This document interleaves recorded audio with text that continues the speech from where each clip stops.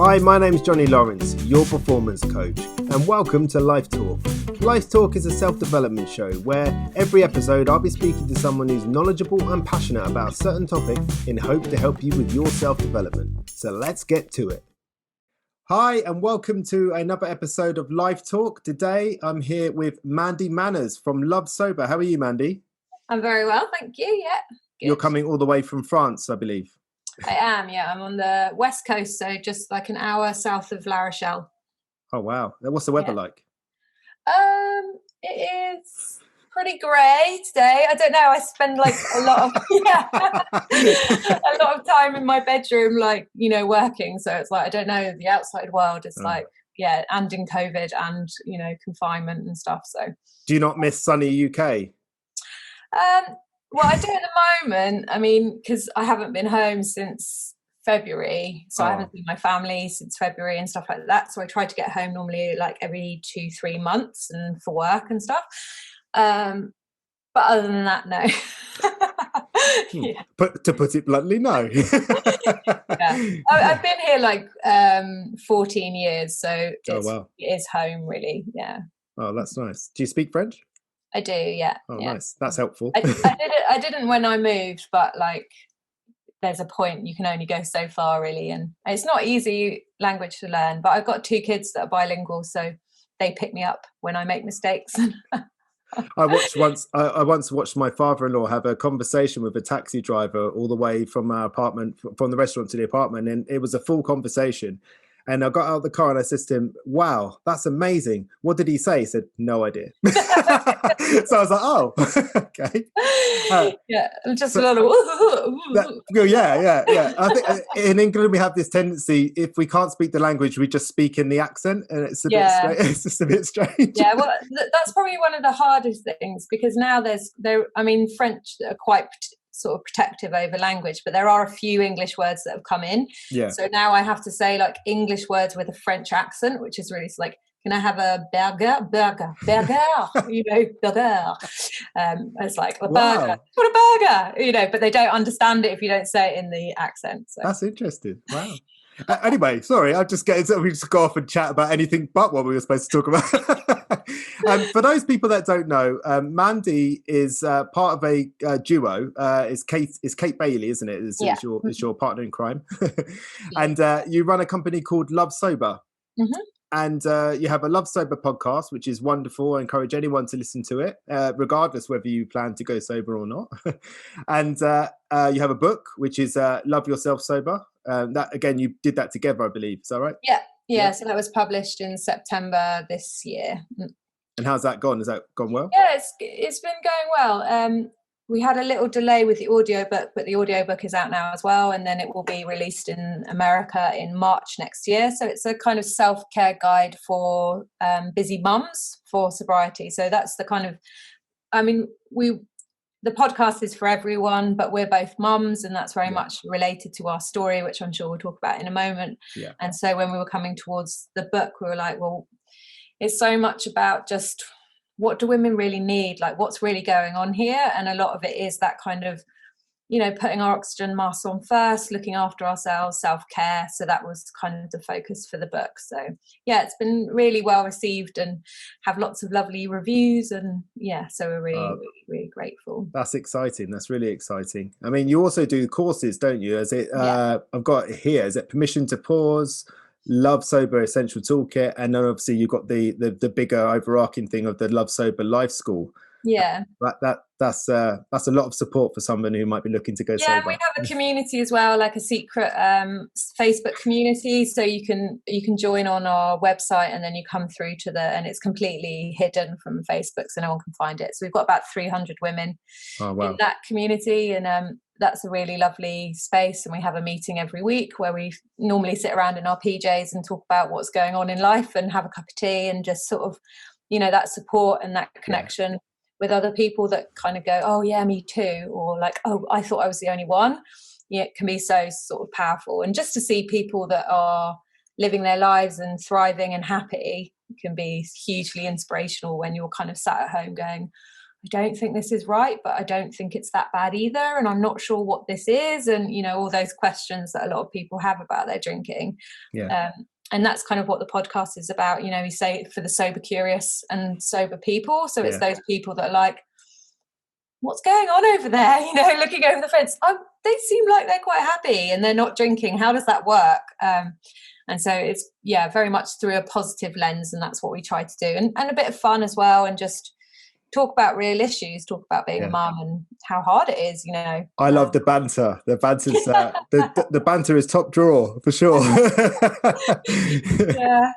sometimes we get off a call and we're like, maybe that should have been a bit more serious. But then those are the ones that people like the most. They just like to give them a bit of laughter, because it can be really hard, and often you're not supported by your family or friends. It can be a difficult transition, especially in kind of Anglo sort of alcohol-centric cultures like in Britain, where it's very much part of our culture to drink, and we often drink from a very young age. It can be really, really sort of scary. So we try to just sort of show that it's not always easy, but it's worth it, and there's life on the other side, really. And it's possible. Yes. More importantly, it's possible, because there is that moment of like one of the reasons I wanted to speak to you was because we're recording this before Christmas, but the intention is for it to go out in January, when everybody decides I've drunk like a fish over Christmas and I need a break. So they take January off. And, I suppose in a way that's very achievable. That's 4 weeks. There's a beginning date, there's an end date, and you can sort of bare knuckle it until the end if you have to.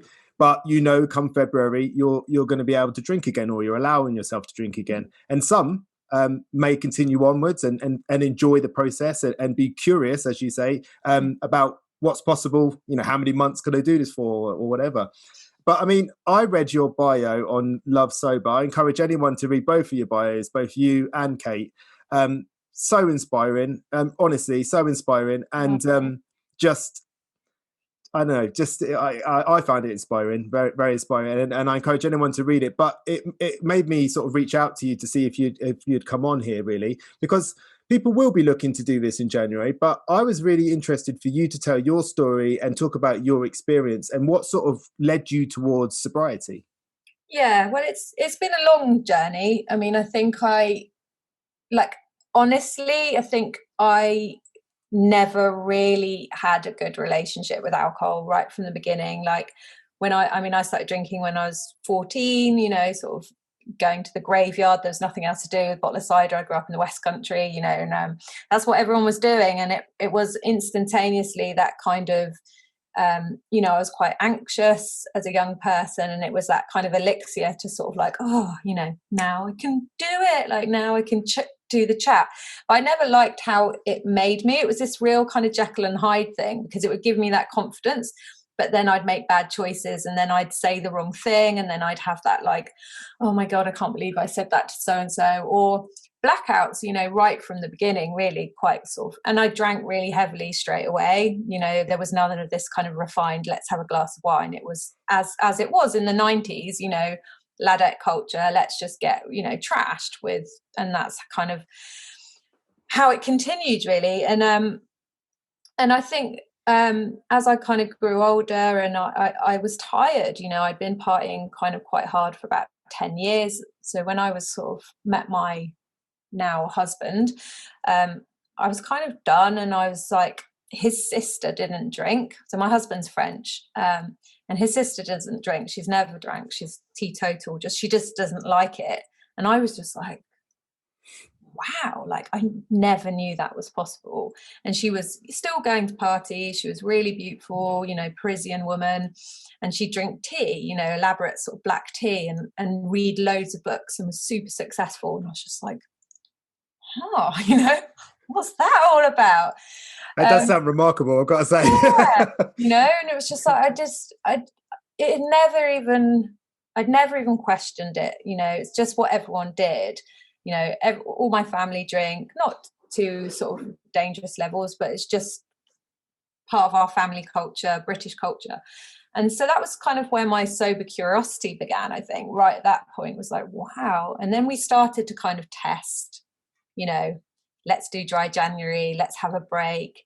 I'd put on quite a lot of weight at that point. So I was like, right, you know, my husband was like, let's do a challenge. So we decided to give up for 6 months. And that was back in 2000. I'm really bad with dates. 2002, I guess. 2002, 2004, maybe. Really long time ago, and I loved it, and I felt loads better. I was super proud of myself. I just felt really good in myself, and discovered a whole another life. You know, we went sort of, because we were party people, you know, so you know, we went for long walks, we just sort of had nice food, and like the kind of the days switch from nighttime to morning time, and just realized I had so much more time. And I had a really stressful job at that point. I was working in arts marketing. So at that point, I was like, wow, life's great. You know, I'm going to have a baby. Like, that's what we'll do. And then I was like, oh, let's move to France. I was like, yeah, okay. So then, because this has been my thing, it's like, something's not working, like massive change. It's like, yeah, let's move to France. So we moved to France, and then I got pregnant, and I wasn't drinking at that time. And it was great, but very lonely and very hard work. And so I had my daughter when I was 26, so in 2006. And I think I'd had a lot of kind of unprocessed trauma from some experience that happened when I was a teenager. And when I had my daughter, something just clicked in me that I just, like, super hyper vigilant. I was so worried that I was going to mess everything up. Like, I love this being more than anything, and I didn't know how to cope with that. So I kind of detached. And at that point, you know, I started drinking again, and I can remember coming back from the hospital and having a glass of wine, and it was like, you know, I was like, And so that stuck, and it became my coping mechanism. It was just like, things are really hard. I don't know what I'm doing. I'm all alone, you know, but I can have a glass of wine at the end of the day, and that's my treat. And everywhere I looked on social media, everyone was doing the same thing, you know, so you've got that confirmation bias that you're looking around, and it's like, oh, we're all struggling. And we say this in the book, and, you know, when we've talked about it before, like, that was quite a interesting time on social media, because when Instagram and stuff arrived, there was this kind of perfect parenting. Like, everyone was like, you know, Boden ads, you know, looking gorgeous. And then there was this kind of honest parenting thing that was a bit of a backlash. And it was just like, you know, like, F you, this is hard. And so there was women sort of showing their laundry in the background, breastfeeding, going, like hell. And there was a kind of, you know, bonding there, and a camaraderie of like, wow, okay, we're in this together. This is actually really hard. That's something that... Yeah, sorry, but just at some point that got kind of entangled with drinking, and it was like, this is really hard, and I've got a glass of wine, you know, and so that sort of became part of it. And then, you know, marketeers got hold of it, and it became this whole kind of culture of mummy wine drinking, really. Sorry, I just... No. It's just that, you know, being a parent is a real gift, and it's a lovely thing, but it is traumatic. And people don't always acknowledge that. I myself was triggered. I had a lot of domestic violence and child abuse as a child. And when I had a kid, when we had our first son, I held him, and it gave a whole new perspective to that trauma. Yeah. And I was just like, wow, I can't handle this, you know. So people don't think about them things. And as you say, alcohol can be that elixir of, thank you very much, that makes things better, that makes things a bit more numb. Yeah. I can handle things. Yeah, it's like that kind of... And that's why there's no shame in any of this, you know. It's like, we only know what we know until we know something better, you know. And that point, it was like, well, that's all I knew, and that was my way of coping. And, you know, and again, it's so accepted, you know, in society, even to drink through stress, you know. Yeah. And yeah, as you talk about kind of trauma, I mean, even for a woman, like, giving birth is traumatic. Absolutely. You know, on our nervous system. Yep. And, you know, alcohol works on the the GABA receptors in the brain, which is, that response, so it is actually, working on our nervous system regulation. And then that's part of the work we do as coaches now, working with people, is like, right, how else can you, regulate your nervous system, bring yourself back into kind of homeostasis so you're not in fight flight, because all of that is kind of what you've used alcohol. I love that. So what you're saying in that sense is that what does alcohol give you?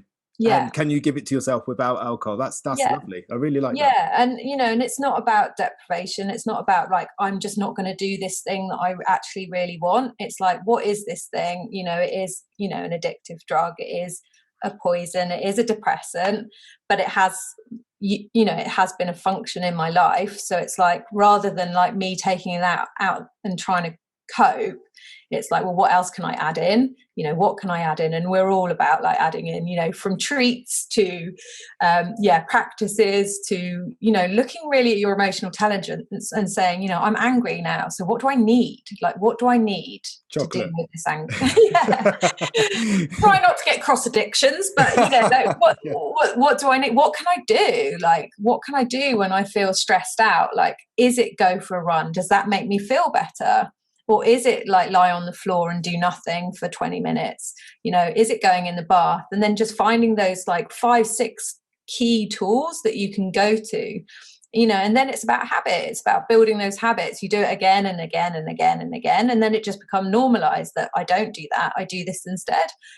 Like I have baths in the middle of the day if I'm like stressed out, because it's so automatic for me now. It's like, that's what I need to do. Yeah. And I never want to drink. I'd never get triggered because like I've just got all those, sort of boxes ticked. Yeah.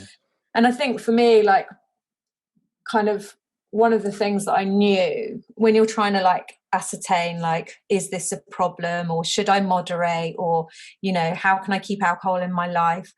I knew if something really bad happened, if someone died that I loved or something, I would head straight for the bottle.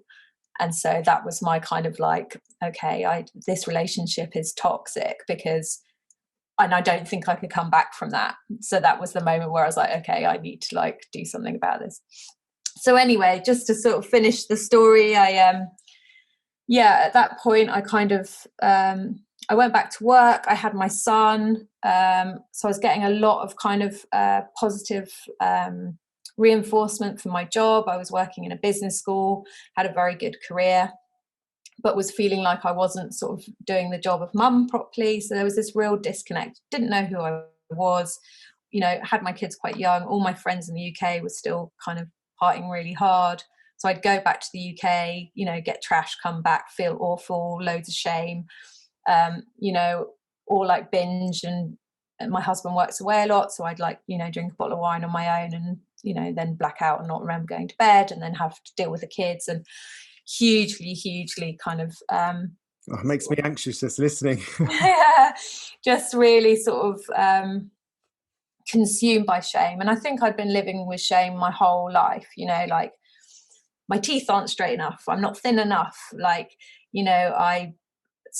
I'm not clever enough, I was quite naughty at school, I think maybe I have some ADHD tendencies that were never picked up on, and then obviously sort of huge trauma as a teenager and then going into the workforce, just like all these things piling up. And I do think that's an experience for a lot of people, and we just kind of like battering these kind of little traumas all the time. And then the cycle of like drinking in a problematic way just makes it worse, because it's like, oh, right, this whole idea of moderation, that was the trap for me, that was the prison. It's like, I'm not going to drink Monday, Tuesday, Wednesday, Thursday. And then you get to Wednesday and you'd be like, okay, I'm going to drink Thursday, or I'm only going to have half a bottle, or like, and so every time you sort of don't do what you said you would do, it's just like another chip on your self-esteem. And that, when I stopped drinking, that was the beginning of the spiral into, feeling good. It was just like, I can do that. So now I can do that. Like, I couldn't look at myself in the mirror. I was just like, I hated everything about myself. And I blame myself for my trauma, which a lot of people do. So it all kind of got quite sort of dark. And I was working really hard, and so I had to get my husband to take me to the doctor because my French wasn't very good. So that was a very interesting kind of, I wrote down all the stuff, like, I don't think I'm a good mom, I hate myself, like, I don't want to live, like, I can't stop drinking, all that stuff. And my husband had to kind of read it out to the doctor. Oh, wow. And that sort of started the process of healing, really, but very much the trauma piece. And I started doing CBT, was put on antidepressants. And then about 2 months into that, I was like, the drinking's not helping. And I started reading about it and I was like, oh, it's a depressant. Oh, because I had kind of real hypervigilance around sleep. And so I would drink to go to sleep. That was my aid. So, I was relying on sleeping tablets and it was all just quite messy. And so I started on antidepressants, going to therapy, stopped drinking, everything got better. I was like, right, I'm going to quit my job. I want to bring my kids up by the sea. I'm going to be a stay-at-home mom. If I'm going to do one job, that's the job for me. So we moved to the seaside. And I was like, okay, everything's going to be great now. I can have a drink every now and again. I'm so much better. I'm going to therapy. I'm on antidepressants. Like, it's all good. So after a year of not drinking, I went back to it, and it was never the same again. So that was even more confusing because I never went back to that dark place. So I was like, okay, yeah, I've got a handle on this. I didn't drink on my own anymore. I only drank with my husband. But, come Friday night, I'd be like, where is he? Come on. Like, it's Friday night. It's like opening the bottle of wine when I heard the car coming down. So I just changed the rules. That's it. Like, I was still attached to it. I still had a relation to it. It was still super important in my life, but I just changed the rules around it. So I kind of went back and forth for about 3 years, just like, wasn't I better when I stopped drinking completely? And my husband would say yes. And I go, okay, la, la, la, because I just didn't have my identity. Like, I didn't know who I was as a sober person. And then finally in kind of August 2017, I just think I was just exhausted. Like, we were on holiday, we've been on holiday for 3 weeks. Drinking pretty much, because it's the holiday, a bit for lunch, bit in the evening. I wasn't sleeping. And that was always my kind of thing. It's like, if I wake up at 4 a.m. again, I stop. And I do that for about 3 months. I'd feel better. And then I'd be like, oh, okay, I can drink a little bit. Because I still gave it so much importance. Like, and I think it was very much attached to being normal. It's like, if I'm normal, then my depression doesn't matter, the trauma doesn't matter, like, I'm a normal person. And I detached alcohol and drinking with that normality. And it was like, so I have to keep alcohol in my life because that's what normal people do. Like, I have to drink a little bit so I can teach my kids how to drink a little bit because that's what normal people do. So many levels to that. Blimey. Yeah. No, I can't, wow, sorry, carry on. No, that's, and so there was a lot of detangling all those kind of that unconscious thoughts really about it. And so we were in Spain and actually because I think when you drink heavily and you black out, there's always that little bit of game of chance with it. You wake up in the morning, you're like, okay, phew, where are the kids? Everything's all right. Okay. And we were in Spain and my kids were playing in the pool and my son jumped in and he caught his eye on the kind of cover. He's fine. Yeah. But it was just one of those moments that I'd never drank when they were in the water. We'd never let them in the pool without us, and it was the first time. And they jumped in. That happened. I had a glass of wine in my hand, and he came up. My husband jumped in, pulled him up. It was like, it was all quite dramatic. Yeah. Like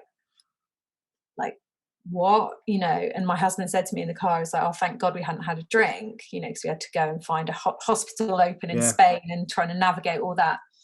And that night I was just like, what's it going to take? Like, what's, how many more chances are you going to take?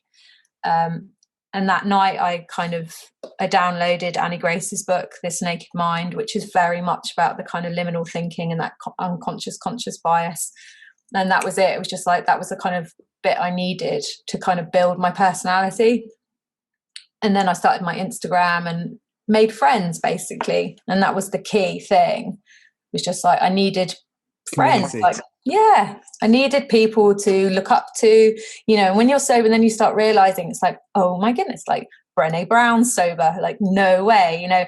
Oh wow, like all these sort of people you start locking in and getting that kind of inspiration. But yeah, just people to talk to and friends, you know. I met a community in America. I went to LA and went to this massive conference with like 800 sober women with like super inspiring kind of speakers, and I was just like, okay, yeah, I'm part of something actually, you know, and that's means something to me. And yeah, and like my kids, they really like that I don't drink, and they have a choice. Like my husband drinks, I don't, and that's the way it kind of should be. It's like it's not a given, you don't have to. It's like, how does it make you feel? Like, does it make you happy? That's important. That's so important, that choice, that, you know, you don't have to drink, because it does. As a teenager in the UK, which is all I can speak of, it doesn't feel like there's an option. You know, that's important. So yeah, it's really, you know, that's the basis of it. It's like taking back that empowerment and that kind of decision. It's like, it's my decision actually. And because I was such a rebel when I was younger, you know, and I was into the rave scene and going to illegal parties and very much that kind of counterculture, that was a real hard shift. It's like, how can I go from that person to being sober, like the most boring thing? But then when you start to think about it, it's like, actually, I'm doing something that not everyone else is doing. That's quite rebellious. I love it. Like I'm making choices for me over what other people want me to do. That's quite badass, like, you know. And so that really helped, just be like, you know what, like not following the crowd is actually the most rebellious thing you can do. So I was like, okay, good. You know? Put the leather jacket back on. I'm good. Exactly. Yeah. So that's fantastic. Yeah. I mean, we talk about like, you know, what had to change in you to not only be sober, you've explained that part, but to be happy and sober, because as you say, everyone else, you're the boring one, you're not drinking, and you get that person, I'm sure that's, you can have one, right? You can, all the you'll time. Be all right. You'll be all right. You know. And so all that social pressure, I suppose, is what I'm saying. So that's going to chip away at your happiness. You're going to get frustrated. You're going to get annoyed. You're going to be like, look, mate, I don't drink. Leave me alone. Like you can't imagine saying to somebody who doesn't smoke, just have one cigarette. It's like, no. I know. Exactly. Yeah. So, yeah, I mean, I think it's having a place to go and share, you know, and to have that connection of like-minded people.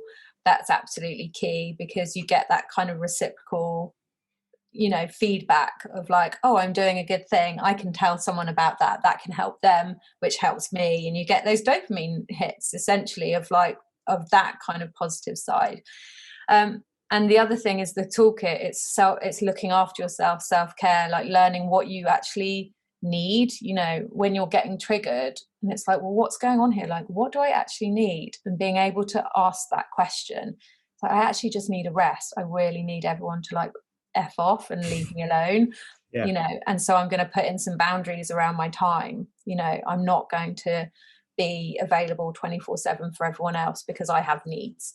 And I think especially... And that's a real trait of a mum, isn't it? To put everybody else ahead of themselves. I see that day in and day out. Like I have to almost feel like I give permission to my clients to come training, to go for a run, or, you know, they always put themselves at the bottom of the pile, you know? Yeah, I mean, it 100% is. I think that's, you know, essentially what we do as coaches is like permission to pause, permission not to drink, permission to say no, you know, not to go, you know, like enjoying FOMO, like turning it into sort of JOMO of like the joy of missing out. Like I said no, and now I'm in my PJs, you know, I'm having a hot chocolate, I've got a clean bed, I'm going to wake up in the morning, I'm going to feel fantastic. Like that's such power to take back. But that first time of saying no, like I can remember it was just absolutely terrifying.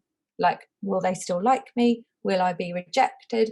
And because we're fed those messages by marketing about alcohol all the time, especially this time of year, you know, it's like, it's what makes me fun, it's romantic, it's how we bond, you know, it's important, it's integral, you know, it's part of, you know, the New Year Christmas experience.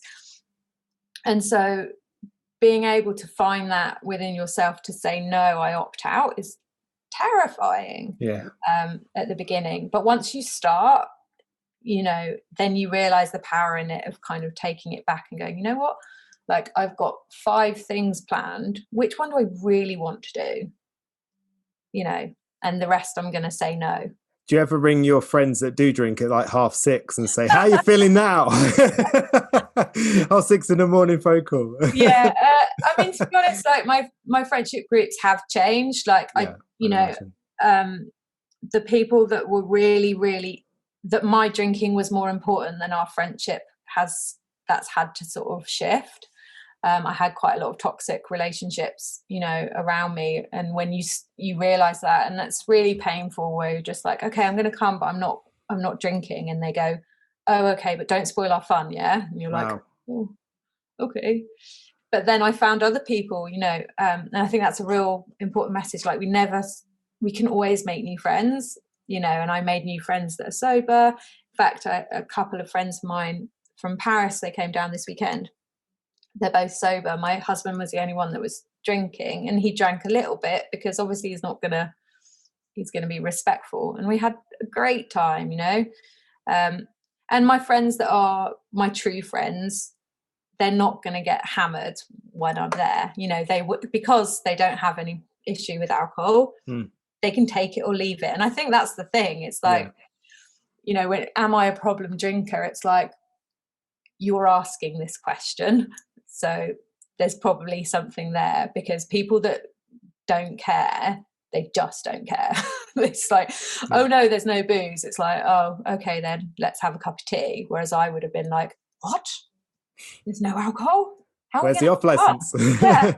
How are we going to have fun? How do we fix this? How can we have some? Like, where does it come from? Because it was super important to me. So at the beginning, obviously, it would have been very, very difficult. Is it still difficult now? No, not at all. And I think it's that habit, you know, like, I think it's, you know, it's like brushing your teeth. I mean, it's something we learn. And once you sort of repeat a habit over and over and over and over and over, it becomes, you know, unconscious. And I have no desire to put something in my body that causes me harm. So there's nothing there that, like, I don't see it as a treat. I don't want it. I don't desire it. But certainly at the beginning, it was really, really difficult. And that, again, it was about sort of ritual and routine. I did the same thing because my kids were quite young at that time. They were still having a bath. And I'd identified that if I went downstairs, you know, after I put the kids to bed, that was my real trigger time. You know, I'd sit in the same seat. It'd be like glass of what, you know, telly, wine, phone, scrolling, feeling miserable about, you know, all the things I was missing out on. So it's like, I can't do that. I can't go back to that place. I wonder how many people hearing you say that do that. You know, and it can be so simple. Like, it was really simple stuff. So it was like, eat with the kids, you know, eat early with the kids, and then I'd just go straight upstairs and I wouldn't come back downstairs. So like, I put the kids in the bath, get them out, and then I'd run the bath quite hot. So I'd have enough time to like put the kids in bed, because my husband works away in the week, so I was always on my own. And then by the time I got the kids settled, then I'd literally just jump in the bath, listen to Radio 4 at the time. Now you can listen to podcasts, but at the time there wasn't podcasts, and then go straight to bed. And that was it. And I did that, you know, day in, day out for about 3 months. That was just, you know, and I didn't go out, and I didn't. So just to get through that initial wave of yeah. And I didn't, you know, I didn't really go out. And now, you know, it doesn't bother me at all. So what are some sort of like common sense strategies? As we mentioned at the beginning, people might be looking to do this in January, or, you know, there'll be people that might be looking to make this more of a long-term choice. What are your sort of common sense strategies, just without giving too much away from your book, I'm sure? Well, I mean, the classic kind of triggers are hungry, angry, lonely, tired. So it's like, do you need to eat? Are you thirsty? Like, make sure you're hydrated, make sure you eat. That might be the trigger for you. And I think with a lot of women, because we're constantly dieting, like, we're like, oh no, I'm not gonna eat, I'm not gonna have carbs, I'm not gonna have some bread. This was me. And then I'll sink a bottle of wine at the end of the day. And then, so I think that happens with women. Like we're really kind of, we're using a lot of willpower in lots of other areas. And willpower is a finite source. It doesn't go on forever. So what else can you take off the list? So you can just concentrate on sobriety. Like, it doesn't matter if you have a piece of cake or whatever at this time. Just focus on that thing. Angry, like boundaries, what's going on, like why do you feel so annoyed with what's going on, like what do you need to change to self-protect in that area? Like, is it work that you're getting to the end of the day and you're feeling resentful? Is it because your kids are not respecting you? Look at that side. Lonely, like definitely my drinking was a lot about being alone. So it's like, how can you connect with people, join a community, get online or go to meetings or whatever. And tired, just rest. It's like so much of people's drinking is about sort of being overtired and that kind of, I must do everything and I must achieve. And it's like, you just really don't. And you can get to things later, and it's just like, bring all that down. Because essentially it's, when you're caught from a biological point of view, when your cortisol levels are super, super high, you're not going to be able to use your logical brain very well. You're going to be sort of working from the back brain, which is like very much about triggers and very much about the T-Rex, like, give me what I need now, rather than going, let me play this forward and back and think about this from an analytical point of view. So you need to have time for your body and your brain to just regulate, essentially. So those would be community, sleep, good food, and boundaries, I think, especially for women. I don't know, I'm not a man, but I definitely know for women it's being able to say no to stuff. I would agree with that from what I've witnessed myself, and obviously my wife as well. And she'll hold me to that now, but so that's all right. My last question really was, like, like I said, I got so much respect for you and your story, and you made that decision to be sober. What has it given you? Because it's obvious to see and hear what it's taken away as such. But I think it's important to know, when you make a decision such as this, what does it give you? Pride. I feel really proud of myself, which is hugely different to where I was. Patience, like I'm so much more patient with my kids now.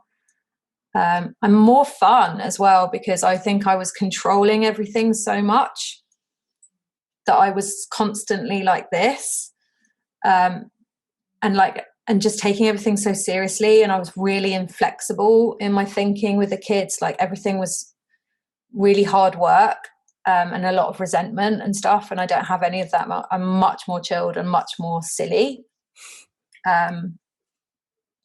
It's that kind of, that self-esteem thing, like I feel good about the choices, and then that impacts in all parts of my life.